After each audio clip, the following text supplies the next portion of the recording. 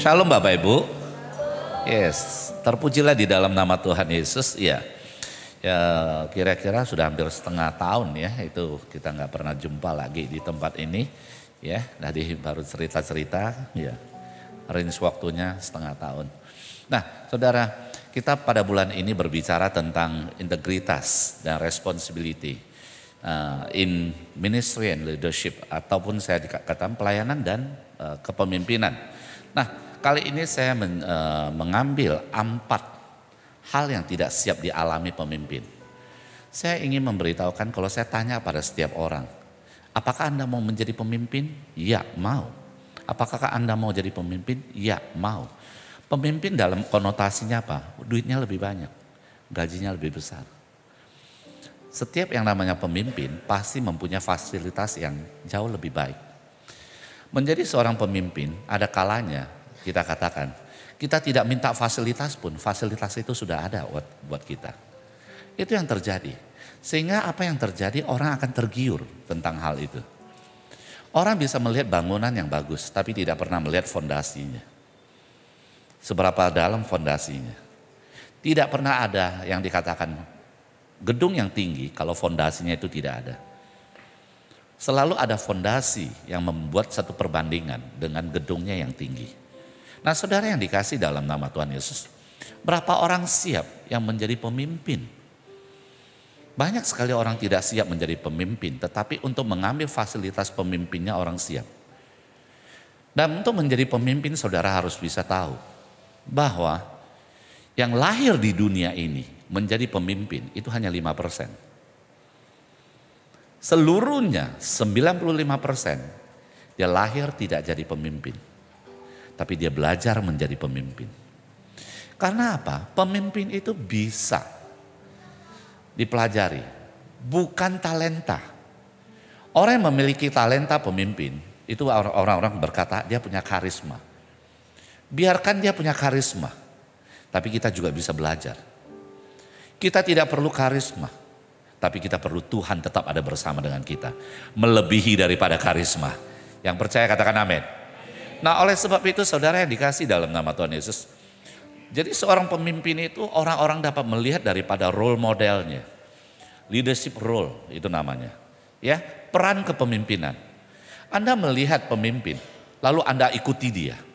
Anda lihat pemimpin, Anda ikuti dia. Anda tidak bisa jadi pemimpin. Kenapa? Karena dia bukan kamu, kamu bukan dia. Setiap orang karakternya berbeda. Lihat, panjang rambutnya sama. Coba lihat, sidik jarinya berbeda enggak? Bahkan orang yang kembar sekalipun sidik jarinya berbeda. Karakternya berbeda. Banyak sekali buku-buku yang berbicara tentang bagaimana kepemimpinan. Namun apa yang terjadi? Mereka bisa baca tapi tidak bisa pakai. Kenapa? Karena enggak cocok. Kepemimpinan di sini dengan ini beda. Nah, tetapi Tuhan itu sangat luar biasa. Siapapun saudara ikut belajar dari Tuhan bisa menjadi pemimpin. Yang percaya katakan amin. Oleh sebab itu Tuhan berkata begini, engkau akan menjadi kepala dan bukan menjadi ekor. Engkau akan lebih tinggi lagi diangkat bila Anda setia pada Tuhan. Karena waktu setia itu artinya Tuhan ajarin kamu, kamu mau dengar. Belajarlah peran kepemimpinan daripada Yesus. Dan yang kedua, saya katakan, need to control others. Pemimpin itu harus membutuhkan mengatur orang lain. Maka jangan semuanya lakukan sendiri. Karena apa? Teknik untuk berbicara kepada orang supaya orang mengerjakan itu adalah teknik pengaruh. Berbicara tentang teknik pengaruh, kita itu bukan artinya dengan memaksa. Nah, sebagaimana Tuhan pernah berkata, gembalakanlah kambing dombaku dengan tidak memaksa. Itu yang terjadi. Oleh sebab itu anak-anak Tuhan itu sudah dipersiapkan menjadi pemimpin. Rancangan Tuhan itu demikian. Pemimpin kecil, pemimpin yang lebih besar dan lebih besar dan lebih besar. Tetapi saudara harus tahu, pemimpin bukan dari tangannya yang kerjakan. Tapi dia itu harus bisa membangkitkan daripada setiap orang supaya mereka itu bisa hebat. Dan yang ketiga, pemimpin itu harus ambil keputusan, itu resiko sekali. Nah, bagaimana kita mengambil keputusan? Ya mau tidak mau. Karena apa? Kalau orang yang selalu sudah belajar dari kecil sampai besar, apalagi yang harus saya kerjakan? Apalagi yang harus saya kerjakan? Apalagi yang harus saya kerjakan? Otaknya berpikir begitu dan dia lakukan. Orang-orang itu sangat gampang menjadi pemimpin. Daripada berkata, santai, disuruh kerja disuruh nggak kerja. Itu akan membuat orang tersebut tumpul dan tidak pernah akan menjadi pemimpin. Jadi jangan cemburu. Pikirkan baik-baik di dalam pikiran kita. Kita menjadi orang yang bagaimana? Tidak membiarkan tangan kita itu nganggur, kita jalan terus. Apalagi. Atau kita, begitu. Pikirkan baik-baik. Karena apa? Tuhan mau kita jauh lebih hebat daripada hari ini. Yang setuju katakan amin. Oleh sebab itu untuk mengambil keputusan, itu butuh pengalaman. Pengalaman bagaimana? Pengalaman asal otak kita. Nah, karena di dalam otak kita ada rasio dan ada emosi. Di dalam otak kita, mana yang lebih baik? Mau rasio lebih besar, rasio itu berbicara tentang Anda memikir. Untung gak ini ya? Bagaimana ya dengan ini ya? Bagus gak ini ya atau ini? Ada analisisnya di dalam. Tetapi berbicara emosi, di otak kita itu ada emosi. Ya, kalau saya tunjukkan di sini itu adalah teknis. Ya, emosinya ada di mana? Ada di limbik. Nah, analisisnya ada di mana? Ada di neocortex. Ya, kita tidak bicara itu lebih dalam. Tetapi yang saya bicarakan itu ada emosi dan ada rasio. Nah, saudara lihat, mana yang lebih besar dan lebih bagus untuk kita? Kembali kepada firman Tuhan. Apa yang firman Tuhan katakan di dalam Galatia 5 ayat 22 dan 23? Nah, basicnya kita pelajari dan kemudian kita ikut firman Tuhan dulu kalau kita mau maju. Karena apa? Dunia tidak pernah membuat Anda maju. Dunia itu selalu membuat Anda maju dan terbentur. Itu yang terjadi. Tuhanlah yang selalu membuka jalan buat kita. Berapa orang yang percaya? Yang percaya katakan amin. Nah, Galatia 5 ayat 22 dan 23. Apa yang dikatakan di sana? Tetapi buah roh ialah apa? Kasih, damai sejahtera, kemurahan, penguasaan diri. Dan sudah ditetapkan tidak ada hukum yang menentang hal-hal itu. Artinya apa? Artinya apapun Anda senang dengan orang yang bisa menguasai diri. Apapun Anda butuh orang yang lemah lembut. Karena orang yang lemah lembut yang menguasai kota. Saya ingin memberitahukan. Sorry ya, saya gunakan kalimat yang lebih ekstrim. Kepala penjahat sekalipun butuh orang yang setia. Oleh sebab itu dikatakan tidak ada yang menantang. Penjahat, kepala penjahat sekalipun, kepala preman sekalipun, dia butuh orang yang setia ada di sampingnya. Betapa hebatnya anak Tuhan kalau ada ini. Dan ke-9 karakter ini itu berbicara emosi. Lihat, ada gak berbicara tentang analisis? Tidak ada sama sekali. Jangan salah, saya akan bawa Anda. Kita lihat slide berikutnya. Artinya apa? Artinya kalau kita mau profesional, kita mau hebat, emosi positifnya itu harus ada 50%. Kalau kita katakan persen. Lalu kita butuh apa? Kita butuh pengetahuan. Sekolah, pendidikan itu gak pernah salah. Lakukan sepanjang Anda punya kesempatan. Kalau Anda ada kesempatan, Anda tidak lakukan. Karena pengetahuan itu akan membuat Anda bisa menganalisis. Dan kemudian apalagi? Skill. Bagaimana Anda melatih setelah ada pengetahuan dan kemudian ada skill. Waktu Anda punya pengetahuan dan ada skill, yang terjadi Anda itu punya profesi. Lihat saja, jangan cerita anak Tuhan nggak ada anak Tuhan. Kalau orang tersebut dia itu kuliah kedokteran, Lalu dia tamat di kedokteran dan kemudian dia koras. Kemudian dia dapat praktek dengan pasien yang banyak. Dia punya pengetahuan, dia punya skill. Itu profesinya, orang panggilnya dokter. Itu yang terjadi. Tetapi kalau dia lihat pasien, dia marah-marah, itu emosi. Dia lihat pasien, dia nggak mau ngomong, itu emosi. Dan apa yang terjadi? Kalau dia, ya seorang yang dikatakan punya emosi yang positif dan kemudian punya pengetahuan, punya skill, itu profesi. Jadilah profesional. Itulah pemimpin. Tetapi bagaimana kalau dia tidak punya emosi positif? Apa yang terjadi? Saudara yang dikasih dalam nama Tuhan Yesus.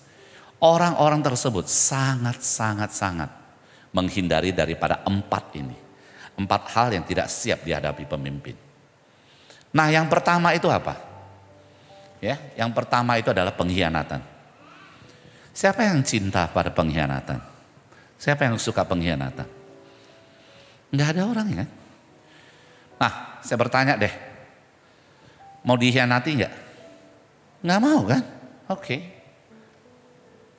Mau dikhianati enggak, Pak? Enggak mau. Oke. Anda dengar baik. Jangan pernah melawan daripada firman Tuhan. Yesus 12 murid. Yesus dikhianati enggak? Yesus ada di mana? Ada di bumi ini. Dan kemudian dia memberikan contoh, saya pun dikhianat loh. Jadi sepanjang Anda masih ada di bumi ini, ada saja orang yang mengkhianati. Apalagi Anda bertambah hebat. Kalau Anda tidak hebat, enggak dikhianati. Karena apa? Enggak laku. Sehingga apa yang saya katakan di sini, pengkhianatan hadir untuk mempercepat kecerdasan, perubahan strategi dan keberhasilan yang lebih kokoh. Orang-orang yang mengkhianati selalu ada di lingkungan kita, bukan jauh daripada lingkungan kita. Lihat saja kalau saudara itu masih di Kristen, saudara itu harus bisa terima Yesus dikhianati. Dari siapa? Muridnya. Yang namanya pengkhianat selalu wajahnya lebih manis. Seperti malaikat, tapi di belakang dia sikat kita. Itu yang terjadi. Dan kemudian waktu kita menghadapi pengkhianat, saya ingin berkata, karena ada pengkhianatlah maka masalah kita itu mandek. Waktu masalah kita mandek, maka kita itu harus berpikir dengan cepat dan lebih kuat lagi dan bersama dengan Tuhan. Waktu kita berpikir, kita berupaya dan kita tetap bersama Tuhan, saya ingin berkata, solusi tetap ada bersama dengan kita. Tetap ada jalan keluarnya. Pengkhianatan, saya ingin berkata, mempercepat untuk kita mencapai sasaran. Karena dikhianatilah maka kita itu jalan lebih cepat daripada dia. Saudara yang dikasih dalam nama Tuhan Yesus, saya ingin memberikan satu contoh. Saya bekerja, ini saya ambil contoh yang puluhan tahun yang lalu. Karena kalau saya ambil waktu yang dekat ini, Anda nanti bisa tahu siapa. Ya. Dan saya salah satu orang yang bisa menikmati pengkhianatan. Menikmati ya. Itu loh. Nah, kalau istri saya bilang, dia bilang aneh kamu bisa menikmati. Nah, saya ambil satu contoh. Waktu saya kerja di dunia kerja. Saya itu dipanggil sama bos. Saya duduk di satu perusahaan yang sangat besar. Sangat menguasai Indonesia perusahaannya. Dan dia termasuk, kalau di Indonesia termasuk 1 sampai dengan 5 orang terkaya. Itu. Kalau di luar negeri dia juga ada nama. Nah, salah satu anak perusahaannya juga sangat besar yang membuat bos ini menjadi besar. Adalah director, executive director. Dia panggil saya. Dia bilang, Steve, masuk kantor saya. Namanya pemimpin. Siapa? Saya datang. Begitu datang, dia berkata, kamu duduk dulu. Saya mau ngomong sama kamu. Ini orang luar negeri. Dia bilang, kamu 1, 2, 3, 4, 5. Dia bicarakan kesalahan saya. Dan dia berkata, kamu kerja gak becus. Saya duduk, saya diem, saya cerna apa yang dia katakan. Lalu dia lihat saya diam, dia berkata begini, betul gak? Dan saya jawab, gak betul. Dia merasa tertantang. Waktu dia merasa tertantang, dia berkata begini, kasih saya 2 minggu, saya cek kamu. Saya bilang iya, oke kamu keluar. Saya keluar. 2 minggu gak terasa dan saya juga gak terpikirkan. Benar dia telepon saya. Karena kita ada di satu lantai, ya, di satu gedung, satu lantai yang besar. Dia panggil saya, Steve, ke kantor saya. Saya masuk, saya udah terpikir, ini mau ngomong yang ini lagi. Saya duduk. Apa yang terjadi? Saya masih ingat dia pukul meja. Dia marah dengan cara makian. Ya saya nggak pantas ngomong di sini, makian. Dia berkata, apa yang orang katakan setelah saya cek kamu nggak benar. Kamu itu telah dikhianati. Kamu mau tahu siapa yang khianati kamu? Saya bilang boleh aja. Dia sebutkan anak buah saya. Anak buah yang dimana dulunya itu adalah non-staff. Saya lihat dia, ayolah ikut saya, kamu jadi anggota saya. Saya akan train kamu. 4 tahun kemudian, ya 1 tahun 2 tahun dia akan naik sampai dia jadi staff. Dialah yang bicarakan tentang keburukan saya. Dan bos saya berkata begini, sekarang saya kasih kamu otoritas. Itu udah biasa. Bos kasih saya otoritas itu udah biasa. Karena saya duduk di Human Resource Development. Saya punya kuasa, walaupun saya itu manajer, tapi saya punya kuasa untuk pecat direktur. Itu udah biasa. Lalu dia berkata begini, Steve, saya kasih kamu kuasa. Kamu mau apain dia? Mau pecat atau mau apain? Terserah sama kamu. Saya bilang, Pak, enggak lah. Bapak tahu enggak? Kalau saya tidak dikhianati, Bapak enggak memperhatikan pekerjaan saya. Iya. Karena saya dikhianati, Bapak ikuti saya. Dan lihat hasil kerja saya. Dan Bapak kan sudah akui, hasil kerja saya bagus. Iya, katanya. Nah, oleh sebab itu, Bapak kan tadi bilang, mau apa? Saya bilang, saya mau minta naik gaji. Langsung dia tertawa, kamu itu ada aja. Apa yang terjadi? Bulan depan benar gaji saya dinaikkan luar biasa. Pengkhianatan akan membawa kita yang orang benar menjadi berkat yang luar biasa. Amin. Ada tepuk tangan untuk Tuhan. Saudara yang dikasih dalam nama Tuhan Yesus, saya keluar daripada kamar itu, ya. Lalu apa yang terjadi? Saya deketin anak buah saya bilang, kamu mengkhianati saya, kamu ngomong-ngomong begitu sama bos. Janganlah, saya bilang. Sampai hari ini masih teman saya. Itu yang terjadi. Karena waktu kita dikhianati, saya ingin memberitahukan, itu saatnya kita dipromosi oleh Tuhan. Jangan pernah takut ada pengkhianat. Nah, yang penting saudara itu benar. Saudara yang dikasih dalam nama Tuhan Yesus. Apalagi waktu kita dikhianati, saudara baru bisa tahu saudara itu orang Kristen atau bukan. Banyak sekali orang mengaku dirinya Kristen tetapi tidak pernah bukan orang Kristen. Bisakah kita itu mengasihi musuh kita? Kalau Anda tidak bisa mengasihi musuh, kadang-kadang sama istri atau suami aja berantem musuh-musuhan 8 tahun. Berani bilang menjadi orang Kristen, bertobatlah. Karena menjadi orang Kristen itu bisa mengasihi musuh. Yang mau katakan amin. Nah, untung ada amennya di sini. Haleluya. Nah, yang kedua, saya bicarakan di tempat ini. Pemimpin yang emosi positifnya tidak ada, maka dia tidak bisa merendahkan hati. Dia menganggap dia itu hebat dan orang lain itu adalah semuanya bodoh. Saya lebih kaya, jabatan saya lebih tinggi, saya. Berapa orang di tempat ini mau menjadi pemimpin, mau menjadi kepala, mau menjadi orang-orang yang luar biasa? Coba angkat tangan. Hanya yang mau, katakan saya mau Tuhan. Dengar baik, orang yang merendahkan hati itu adalah orang-orang yang luar biasa. Orang yang merendahkan hati selalu kuat dalam hubungan surgawi dan manusia. Karena orang yang rendah hati, Tuhan akan meninggikan kita di dalam Yakobus 4 ayat 10. Itu yang terjadi.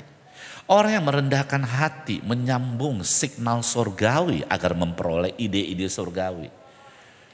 Apapun kamu Anda di sini, saya lihat, saya bisa pisahkan Anda yang merendahkan hati atau tidak. Orang yang tidak merendahkan hati, Anda masuk ke tempat ini, Anda keluar itu sama saja. Firman Tuhan apapun yang dibicarakan Anda tidak pernah akan masuk. Bahkan saya berani katakan saya bisa pilah-pilah. Kenapa? Karena sangat-sangat berbeda sekali. Kebetulan saya bidangnya itu adalah Human Resource Development dan saya pembaca karakter. Ya, di luar daripada kerohanian, memang saya bagian daripada itu. Di luar dari kerohanian ya, pelayanan. Nah, saudara yang dikasih dalam nama Tuhan Yesus, jadi saya gampang sekali melihat. Pantas datang pulang biasa aja. Ini masuk hari Minggu hanya untuk apa? Memenuhi syarat saya orang Kristen. Harusnya anak Tuhan masuk kemari pulang membawa sesuatu hikmat dan anugerah Tuhan. Dan diurapi Tuhan. Kenapa tidak bisa? Karena hatinya tidak merendah di hadapan Tuhan. Apalagi kepada manusia. Sangat sulit. Waktu kita itu merendahkan hati, maka ide-ide surgawi itu terjadi dalam kehidupan kita. Waktu kita itu tahu kita bisa menghormati Tuhan, maka yang nampak itu pasti kita mudah menghormati. Waktu kita bisa menghormati orang, maka apa yang terjadi? Hubungan dengan manusia itu baik. Oleh sebab itu Tuhan juga berkata, yang terlihat aja kamu tidak bisa menghormati, apalagi yang tidak terlihat. Saya akan balikkan, hormatilah Tuhan dan hormatilah sesamamu sebagai manusia. Yang percaya katakan amin. Haleluya. Nah, inilah tujuannya. Jadi kita bisa menghormati Tuhan, kita harus juga bisa menghormati. Karena apa? Waktu kita menghormati manusia, Tuhan tidak akan jatuhkan uang dari langit. Karena Tuhan menggunakan manusia untuk memberkati kita. Itu yang terjadi. Amin. Bisa mengerti? Haleluya. Nah, saudara yang dikasih dalam nama Tuhan Yesus, waktu kita itu bisa menghormati, apa yang terjadi satu dengan yang lain? Relationship, persahabatan kita makin kuat. Networking, kita kerja makin luas. Partnership, orang yang bisnis semakin luar biasa. Teman-teman semakin banyak. Karena apa? Tuhan pakai orang lain memberkati kita. Tuhan juga pakai kita memberkati orang lain. Yang setuju katakan amin. Nah, saudara yang dikasih dalam nama Tuhan Yesus, merendahkan hatilah. Maka semuanya kehidupan kita akan berubah. Bukan cuma kepada istri atau suami, tetapi kepada semua orang, termasuk anakmu. Karena apa? Banyak orang tua terlalu angkuh terhadap anak. Karena pikir anak tidak bisa apa-apa. Padahal anak itu pencetak karakter daripada orang tuanya. Jangan pikir anakku kok tiba-tiba bisa begitu ya. Lihat siapa yang jaga dia. Nah, yang berikutnya ya, tinggal 3 menit. Yang ketiga saya pesankan di sini. Apa yang ditakuti sama pemimpin? Orang-orang yang belum ada buah roh. Kompetitor, musuh. Selalu menganggap musuh itu menjatuhkannya. Saya ingin berkata begini. Kompetisi selalu membangkitkan selera menghasilkan karya yang lebih baik. Justru kita lihat orang bagus, kita ingin lebih baik lagi. Jangan, kalau orang-orang emosionalnya yang negatif, aduh kamu sudah bagus, sudahlah saya nggak usah lagi lah. No, kita tidak perlu mencontoh orang itu atau orang ini. Karena setiap orang itu berbeda. Lihat aja kanan kirimu, ada wajahnya sama nggak? Bahkan saya ingin berkata, orang yang kembar pun karakternya nggak sama. Itu yang terjadi. Di dalam Lukas 6 ayat 27 di situ dikatakan, tetapi kepada kamu yang mendengarkan aku berkata, kasihlah musuhmu, berbuatlah baik kepada orang yang membenci kamu. Saudara yang dikasih dalam nama Tuhan Yesus, gak perlu bersaing. Tetapi apa yang harus kita lakukan? Kolose 3 ayat 23. Apapun juga yang kamu perbuat, perbuatlah dengan segenap hatimu seperti untuk Tuhan bukan untuk manusia. Jadi kita punya standar yang tinggi. Satu daripada kata magic word. Orang berkata magic word itu adalah terima kasih, tolong. Itu semua untuk orang lain. Tapi untuk diri sendiri itu apa? Magic word kita. Untuk kita bisa maju itu apa? Hanya satu yang sangat simple. Mana lagi? Apa lagi? Itu magic word kita. Apalagi yang harus saya kerjakan? Tanya pada dirimu. Jangan pernah ada yang nganggur. Begitu duduk, tidur. Itu enggak sehat. Kemarin saya ketemu dengan orang yang begitu. Begitu duduk, belum sampai setengah menit, tidur. Maka itu saya berkata, coba suruh cek apa gula darahnya tinggi. Bukan malas ya. Tetapi pasti ada masalah. Itu. Nah itu akibat daripada banyak makan lah. Ya bukan makan secukupnya. Saudara yang dikasih dalam nama Tuhan Yesus. Gak perlu ada musuh. Gak perlu lihat musuh. Tapi lakukan lebih baik. Karena apa? Pada saat kita itu bisa bersahabat dengan kompetitor atau musuh kita. Saudara tahu. Mereka lebih tahu kelemahan kita. Waktu dia bisa bicarakan kelemahan kita, itulah adalah berkat yang paling besar. Kita bisa memperbaiki. Amin. Amin. Nah sudah 3 ya, yang keempat. Saya tutup yang keempat. Saya tutup dengan cerita aja deh, karena sudah habis waktu saya. Manusia jangan diperalat. Tetapi manusia itu adalah manusia yang diciptakan Tuhan. Kita harus menjunjung tinggi. Dia bukan alat. Jangan kamu memperalat temanmu. Jangan kamu memperalat manusia. Tuhan akan marah. Apa yang kamu rasakan baik, kamu buat dia baik. Itu yang terjadi. Ya.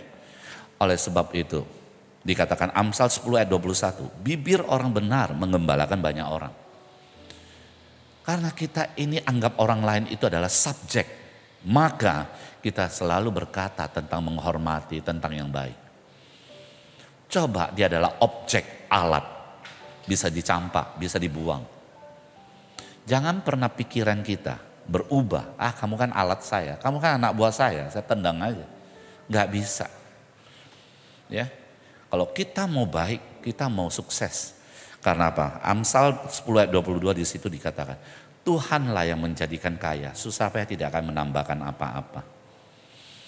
Saya ingin memberitahukan, kita ini anggap orang itu adalah subjek. Kita bukan seperti yang dikatakan oleh dunia. Oh, kita kerjasama. Ya, selalu ada. Coba nanti perhatikan. Kita kerjasama. Sebagaimana tim sepak bola. Selalu dimotivasi, selalu dikatakan begitu. Kita harus kerjasama.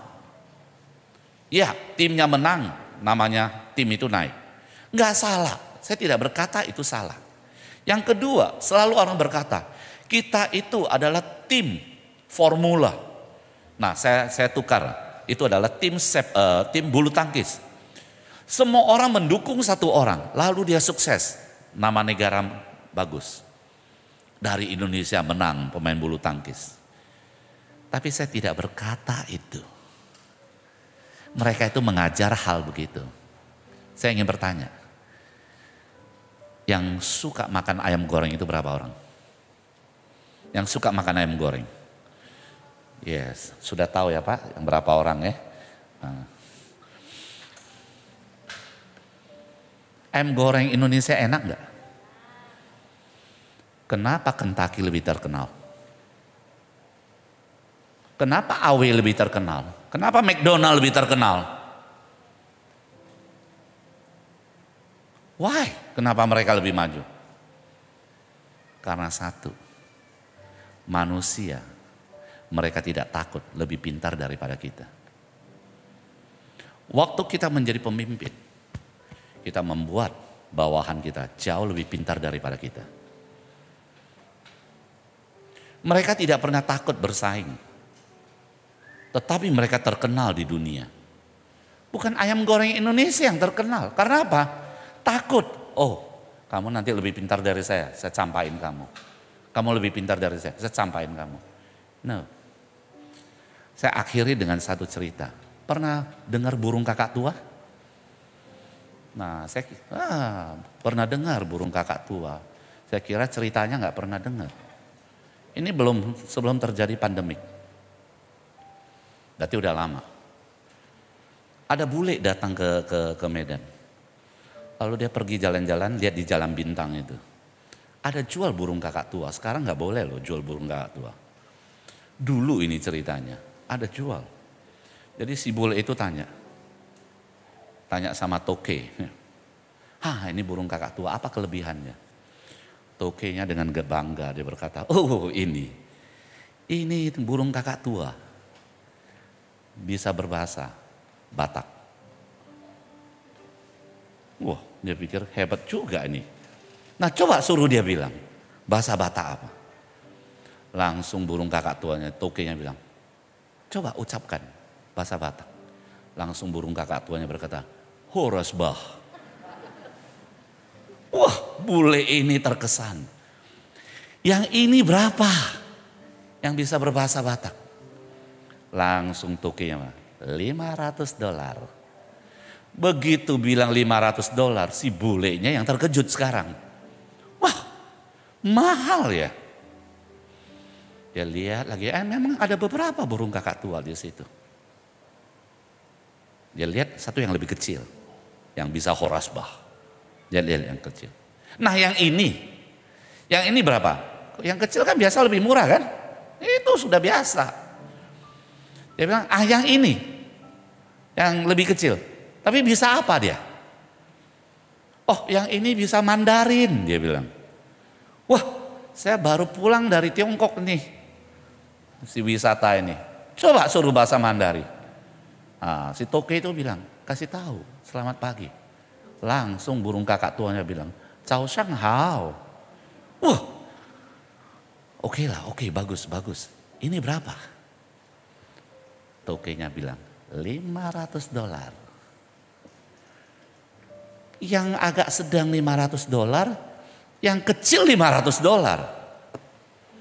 Nggak habis pikir dia, ini memang bule-bule ini kadang-kadang gerem juga kita lihat. Dia lihat satu yang gundul kepalanya, burung kakak tua yang sudah gundul. Bulunya masih cantik di bawah tapi kepalanya gundul. Di sini nggak ada ya, ampuni saya ya kalau tersinggung.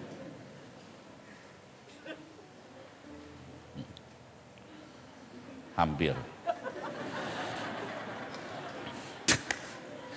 Kalian ketawa, saya jadi ketawa. Sudah botak. Dia pikir ini yang sudah botak. Dia bilang begini. Dia nggak tanya lagi kehebatannya. Langsung dia bilang begini. Yang ini deh, burung kakak tua yang gundul ini. Gede, gundul lagi. Gede kan makannya banyak. Gundul lagi. Ini berapa? Tahu tokenya bilang, kalau yang ini gampang. $5.000. Bule ini langsung tanya, apa hebatnya dia? Sampai $5.000. Lihat sudah botak, harganya tingginya minta ampun. Dia bilang gini, saya juga nggak tahu. Tapi saya ambil burung kakak tua yang tidak bisa bicara, dekat kepada dia, langsung dia bisa satu bahasa. Nanti saya ambil lagi burung kakak tua yang lain, dekat kepada dia, bisa lagi bahasa lain. Saudara bisa mengerti? Yang namanya pemimpin, dia itu bisa mencerdaskan anggota-anggotanya. Nilainya jauh lebih tinggi daripada yang lain-lainnya. Dia pasti lebih cerdas. Oleh sebab itu, jangan pernah takut anggota kita cerdas. Mereka cerdas, kita jauh lebih cerdas daripada mereka. Yang bisa mengerti katakan amin.